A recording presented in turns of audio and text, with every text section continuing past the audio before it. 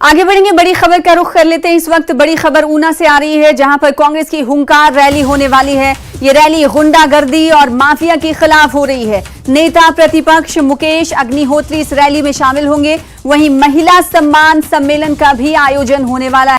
सम्मेलन में भी नेता प्रतिपक्ष शामिल होंगे। तो इस वक्त की बड़ी खबर आपको ऊना से दे रहे हैं, जहां पर कांग्रेस की हुंकार रैली हो रही है। ये रैली गुंडागर्दी और माफिया के खिलाफ हो रही है। इस रैली में नेता प्रतिपक्ष मुकेश अग्निहोत्री शामिल होने वाले हैं। साथ महिला सम्मेलन के हवाले से भी इस को लेकर स्ट्रैटेजी बनाई गई है कांग्रेस की तरफ से। हमारे साथ अमित शर्मा ऊना से जुड़ रहे हैं, संवाददाता। अमित, क्या ये माना जाए कि कल पड्डल मैदान में जो रैली हुई थी आयोजित भारतीय जनता पार्टी प्रधानमंत्री नरेंद्र मोदी की, भले ही उन्होंने वर्चुअली संबोधन किया था, तो क्या ये माना जाए कि कांग्रेस की ये हुंकार रैली भारतीय जनता पार्टी की रैली का जवाब है?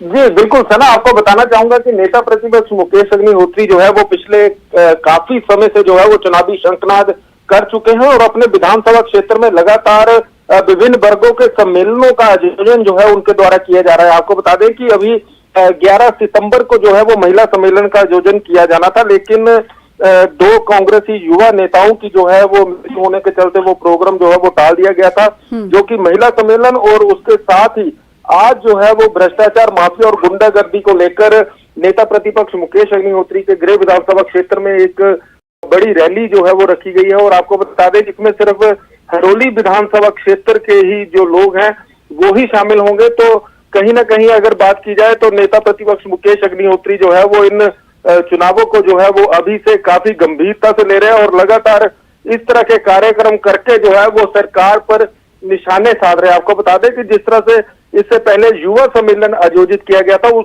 दौरान जो है वो मुकेश अग्निहोत्री ने जो बातें बोली गई थी, जो गारंटियां दी गई थी, वही गारंटियां जो है वो कांग्रेस द्वारा हिमाचल प्रदेश में जो दी गई है 10 गारंटियां, उनमें शामिल किया गया है उनको। जी सना जी, तो क्या माना जाए कि आज ये हुंकार रैली कितने बजे आयोजित हो सकती है ऊना में, और कितने लोगों के शामिल होने की संभावना जताई जा रही है? साथ ही ये बताइएगा कि बड़े चेहरों की अगर बात करें, मुकेश अग्निहोत्री के अलावा कौन कौन से बड़े चेहरे आज शामिल हो सकते हैं इस रैली में?